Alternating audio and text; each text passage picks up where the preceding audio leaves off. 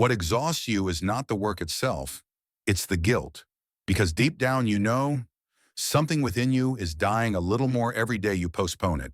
This is not an exaggeration, it's a truth you've been avoiding.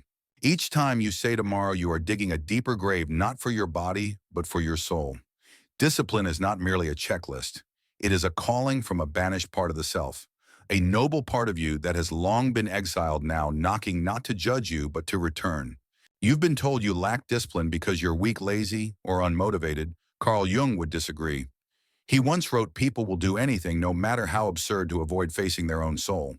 Your lack of discipline is not a flaw.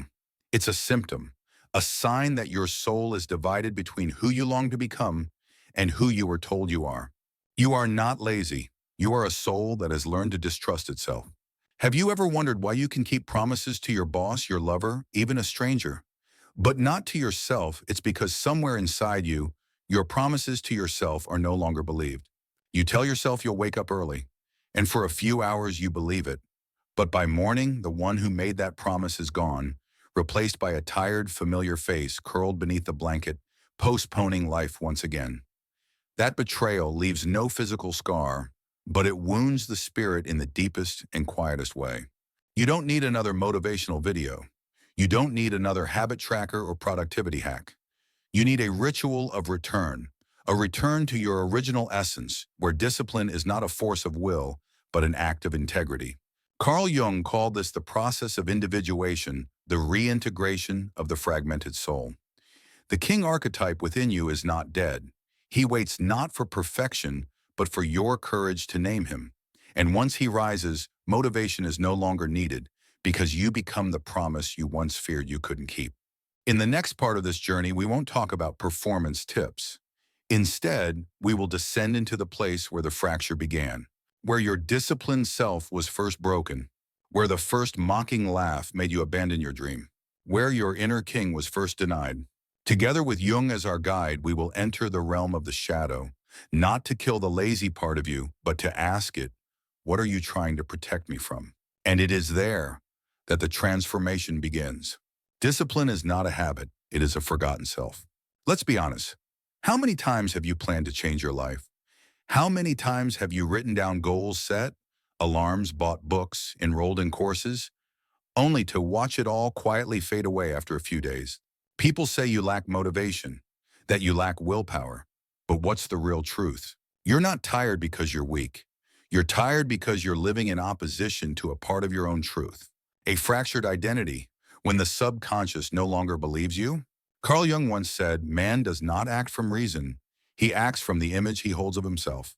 If deep in your subconscious you still believe that you're inconsistent, a procrastinator, or not strong enough to stick with anything, then no matter how many tools you use, you will always return to square one. Not because you haven't tried hard enough, but because your self-image contradicts the person you wish to become. Your mind doesn't need more motivation, it needs coherence. But where did that image come from? No one is born seeing themselves as weak. If you were criticized for showing confidence, mocked for striving, abandoned when you tried to live with structure, then your subconscious may have learned to associate discipline with pain. And as a survival instinct, you chose to let go rather than be hurt again. That's when the mask was born. Jung called it persona, the social mask you wear to fit into the world. You became easygoing, funny, go with the flow, just need some time. But that's not really you. That's the survival version of you, not the one born to live with strength. The part of you that longs to rise, that values order, that keeps its word, that embodies discipline, was exiled into the shadow. Not dead, just waiting to be remembered. You don't lack discipline. You've just drifted far from the most anchored part of your soul. Imagine two parts inside you. One wants to snooze for 10 more minutes, procrastinate, dissolve into comfort. The other is calm, clear, steady.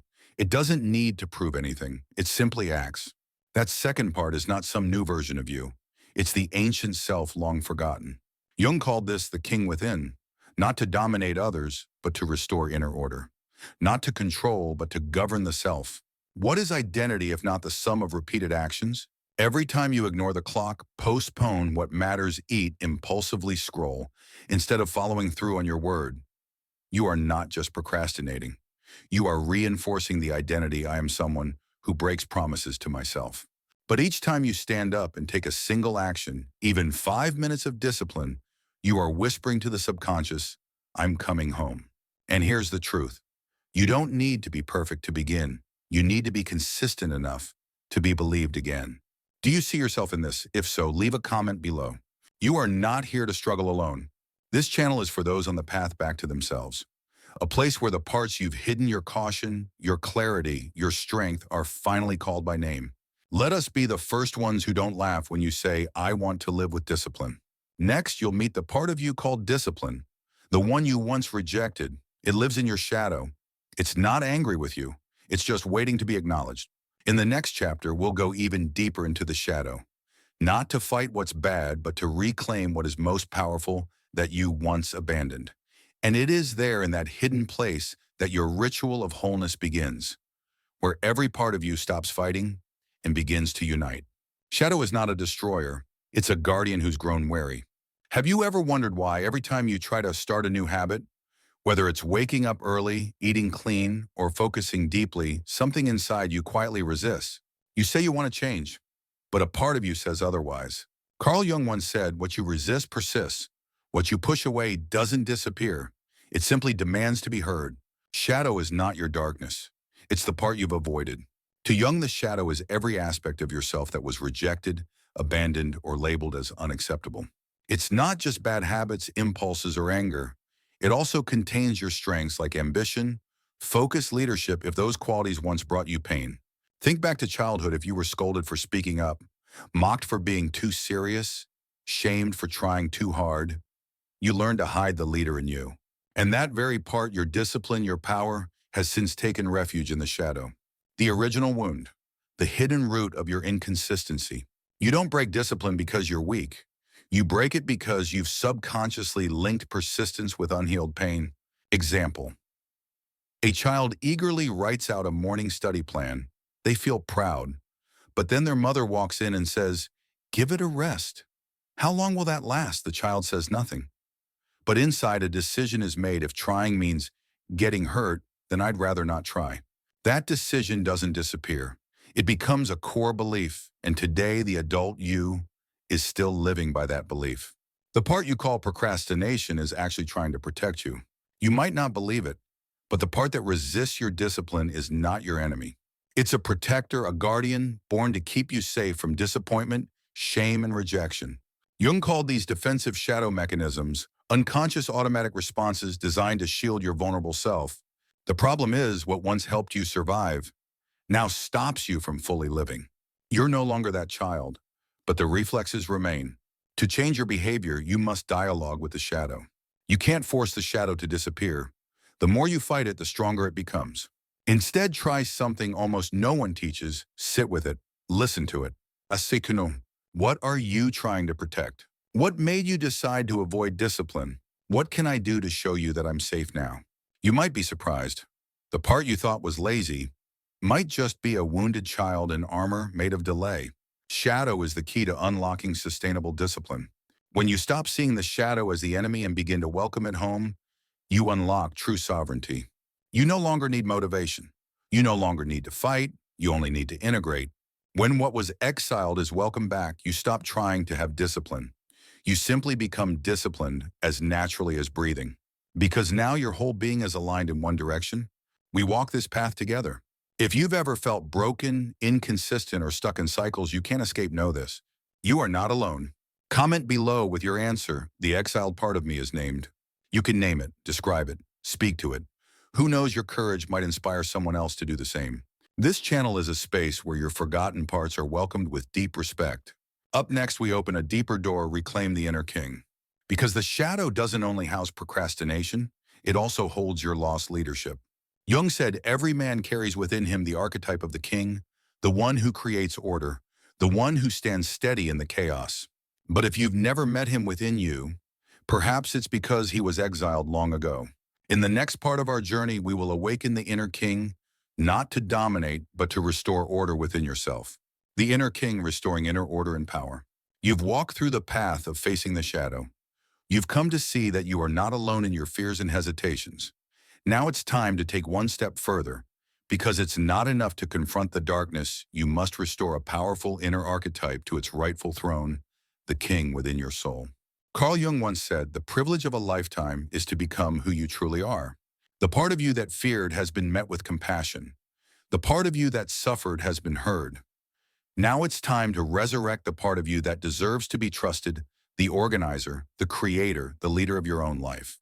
The king archetype, the keeper of inner order. The king within you is not a tyrant nor a symbol of domination. He is the embodiment of balance, clarity, and responsibility. Jungian thinkers have called him by many names, the silent patriarch, the builder of the inner kingdom where every part of you has its rightful place. With his stabilizing presence, the king helps you keep your promises to yourself. If the father within you was once wounded, now is your time to become the father, not harsh or judgmental, but sovereign, self-led, and capable of creating, rather than just criticizing. Restoring the father in the outer structure, inner strength. The father archetype is the one who sets boundaries and offers order. Each time you tell yourself you'll wake early or begin a project, that instinct comes from the father within. But if your inner father once brought oppression, criticism, or fear, you may have unconsciously rejected discipline, not because you're weak, but because structure became associated with pain. Now we restore the father with wisdom and compassion by saying, "I honor this discipline and I also honor rest. I will commit and I will also forgive myself when I fall." This is how the father returns, not with force, but with fairness and humanity. The judge, inner critic, or inner guide. The inner judge can easily become a dictator, demanding results at all costs. But you can retrain him. Each time the judge says, "You're too weak to follow through," respond gently. "Judge, I appreciate your concern, but I'm learning to trust myself." You engage the judge with the shield of self-awareness. He no longer needs to criticize. He becomes your fair guide, pointing out where to grow, without demanding that you carry the whole world alone. The magician, your inner spark of creativity. If discipline feels rigid or dull, it's likely because your magician, the inner source of imagination, has been quiet. The magician brings small enchantments, new ways of thinking, creative experiments. You restore the magician by asking, "How can I do this in a more creative way?" Weaving in novelty like writing in silence, practicing habits through art, or creating a custom playlist for your workflow. When the magician is present, your tasks aren't chores. They become inner explorations where discipline meets creativity. Unifying the three when king, judge, and magician stand together. Imagine this. You sit at your desk early in the morning. The king says, "Now is the time." The judge asks, "Are you truly ready?" The magician whispers, "Let's do this your way." You rise tired, uncertain perhaps, but you begin. Not because anyone forced you, but because you've become you, powerful, ordered, and permission to be fully alive. Discipline now is not effort alone. It is a sacred act, a ritual where every part of you moves as one, aligned in honoring the promises you once feared you'd never keep. If you recognize a piece of the king, judge, or magician within yourself today, share it in the comments. The Wadi was in me awakened today. You're not just speaking to yourself, you're speaking to a community awakening with you. In the next part, we'll explore how to turn discipline into sacred ritual. Not to force yourself, but to summon the leader within every single day. You've restored the king, the judge, the magician. Now it's time to give them a ceremony, from how you plan your day to how you greet yourself in the mirror each morning. If you're ready to make discipline a structured, meaningful act of inner leadership, follow along so you don't miss what's next. The ritual of returning to the dark, turning shadow work into sacred discipline. There is a kind of discipline that doesn't live on a to-do list. It doesn't need alarms. It doesn't rely on reminders or productivity apps. It's not loud, yet it flows with the quiet persistence of an underground river. It is the discipline of someone who has decided, "I will no longer run away from myself." In the journey toward inner wholeness, you cannot bypass shadow work. The sacred return to the parts of yourself once rejected, forgotten, or feared. And for Jung, this wasn't just another self-help tool. He described it as a personal, spiritual ritual, where one meets themselves as one would meet God in the desert. Why do shadow work? Jung once said, "Until you make the unconscious conscious, it will direct your life and you will call it fate." Every time you break a promise to yourself, every time you procrastinate, give up, collapse, it's not just behavior. It's a sign that a part of your inner shadow is in control. It might be a fear of being judged if you succeed, a deep belief that you are undeserving, a harsh parental voice living rent-free in your mind. The shadow is a reservoir of untransformed energy. and you cannot grow without facing it. The steps of shadow work, Jungian in spirit. This is not your typical self-improvement checklist. It is a journey. Each step is a ritual. And ritual, Jung believed, is how the unconscious feels safe and held. Step 1. Choose a moment in your day when you slipped. It doesn't have to be big. It could be skipping a workout, a petty argument, or a wave of jealousy. Step 2. Journal. Speak from the voice of the shadow. Write as if you are that part. I am procrastination. I show up when you feel overwhelmed. I protect you from failure. No judgment, just witness. Step 3. Identify the archetype beneath. Procrastination may hide the wounded child. Jealousy may point to the exiled warrior. Manipulation may mask a distorted judge. Step 4. Active imagination. Meet the inner image. Close your eyes. Visualize meeting this part in a neutral place, a room, forest, temple. Ask it, what are you protecting? What do you need to feel safe again? Step 5. Record the intuitive response. It might be a phrase. It might be a symbol. It might just be a feeling of release or discomfort. Turning journaling into a morning ritual. You don't need to write essays. Just 5 minutes each morning. Ask, who am I today? Is any part of me resisting? How can I dialogue with it? Sample journal prompt. This morning I feel a sadness without a clear reason. Perhaps the inner orphan remembers something. I listen. I don't run. You don't journal to heal instantly. You write so you stop being a stranger to yourself. Why is active imagination so important? Jung believed that images are the native language of the unconscious. When you imagine you're not making it up, you are conversing with the deepest layers of your psyche. Evening ritual. Turn off the lights. Use a candle or soft lighting. Take deep breaths. Picture yourself standing before the part of you that you fear. Let the image arise naturally. Don't force it. Ask, where have I misunderstood you? No need for conclusions. Just witnessing is enough. That is spiritual justice when no part of you is oppressed.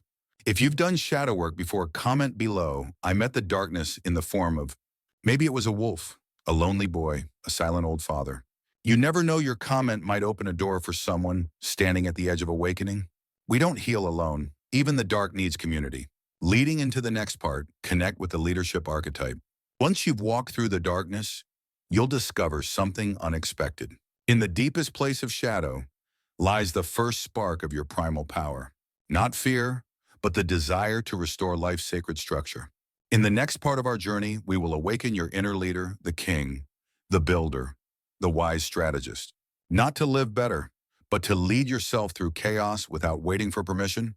Death and rebirth, discipline as a window home. You've walked through the shadows. You've faced what was abandoned. You've summoned the forgotten archetypes, the king, the judge, the magician. But the journey doesn't end there. Because as Carl Jung once said, few people can endure the light of their own being while still running from the darkness. In the philosophy of alchemy, there is a stage called nigredo, the black phase, a stage of breakdown, decay, and melting away the old to prepare for rebirth. Your shadow work is your personal nigredo. When you dare to look directly at what's been torn apart, you step into your inner laboratory where chaos becomes the raw material for creation. Inner nigredo, the unconscious melts to reforge the self. You may feel lost, disoriented, even doubtful of your own strength. This is not failure. It is the symptom of shadow being melted down. Old structures, beliefs, insecurities, fears are beginning to crack. When nigredo is complete, you don't just recognize the dark within, you dissolve it. And from that destruction, you gather the first essence, the purified element of inner power, self-renewal, and sovereignty. Jung called this the phases of transformation, change that breathes life. Albedo, moonlight, a new purity of identity. After nigredo comes albedo, the whitening phase, the inner dawning. You begin to see the shadow was never your enemy. It was a source of energy waiting to be released the moment you could say, I am enough. I am whole. Discipline now is no longer a force of will. It becomes your natural state. You rise early not because of an alarm, but because it is your ritual of awakening. You keep promises not for performance, but because order is your devotion. This is albedo light, not borrowed from the world, but rising from within where you used to search for it outside. Rubedo, the red phase, fire of life and integration. At last comes rubedo, the reddening, the final stage where stone becomes flame. This is the phase of embodiment. Your work is no longer just survival. Your habits are not just tools for self-improvement. They become daily expressions of a soul that is radiant, centered, and self-led. You are no longer split, you are unified. Rubedo is the place where discipline and freedom no longer conflict. They merge into sacred harmony. A personal ritual practice, living alchemy. You can practice this internal ritual daily flowing through the stages of Negredo, Albedo, Rubedo. Negredo morning, spend 5 minutes journaling about a lingering shadow, shame, fear, procrastination. Albedo midday, take 2 minutes to breathe deeply and speak aloud, I am enough, I am worthy. Rubedo night, reflect on an act of discipline you completed. Even if you missed something, record this, I rose, I returned. Each step is short, not forced, but powerful enough to reshape your identity every single day. If you find yourself in the middle of Negredo, caught in chaos or pain, know this, you are not alone. Leave a comment today, I'm in Negredo, Albedo, Rubedo, and this helps you acknowledge your own path, and it might just give someone else the strength to walk beside you. Every shared word is a brick in the temple of healing. But inner rituals don't end in the mind. They gain power when made physical. In the next part, we'll explore how to choose personal ritual objects. Maybe it's a morning coffee cup, a journal pen, a specific watch, or a playlist that opens your day. You'll see every small habit, when made sacred, can activate your entire spiritual architecture. There's something no one told you as a child. Life doesn't wait for you to be ready. It waits for you to remember who you are. You didn't come into this world to be perfect. You came to be whole, including your weakness, including your shadow. This journey you've just taken wasn't a list of productivity hacks. It wasn't a shortcut to healing. It was a ritual of return back to your primal fire, back to the sacred masculine and feminine within you, back to a soul that no longer needs permission to exist. You don't need to start over, you only need to return. Return to the one who once had a dream, to the boy or girl who was made to believe they were too much or not enough, to the version of you you quietly buried because others couldn't accept it. Now you know you don't need to eliminate any part of yourself. You only need to sit beside them like a gentle father, a mother who listens, a silent, grounded king. Individuation, becoming a whole, unique self.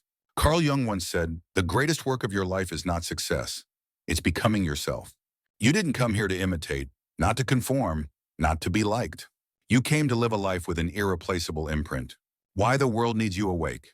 When a man or a woman becomes ordered from within, they don't just save themselves. They become an anchor for their family, a silent inspiration for those falling apart, a firekeeper in the long, dark night of the world. You are becoming that person, not through declarations, but by keeping quiet promises to yourself every day. So don't just click away and forget. Carve this question into your heart. How will I keep the fire alive today, not for the world, but for the child I once was? If some part of this video touched a crack within you, leave behind a single sentence in the comments, something you wish someone would read when they're lost. Because maybe, just maybe, you'll be the one who rescues them when they need it most. We're not building a YouTube channel. We are building a quiet temple for those learning to live in truth. If you want to be reminded of your soul's journey, if you're looking for a space where you don't have to be strong to be respected, subscribe. Not for the algorithm, but for the promise. The promise that I will not forget who I am, even when the world forgets me. In the next video, we go deeper. How to turn small daily habits, a cup of coffee, a journal entry, unlocking your phone, into sacred rituals of awakening. No force, no performance, just presence. Make sure you're following this journey, because this is the beginning of your return.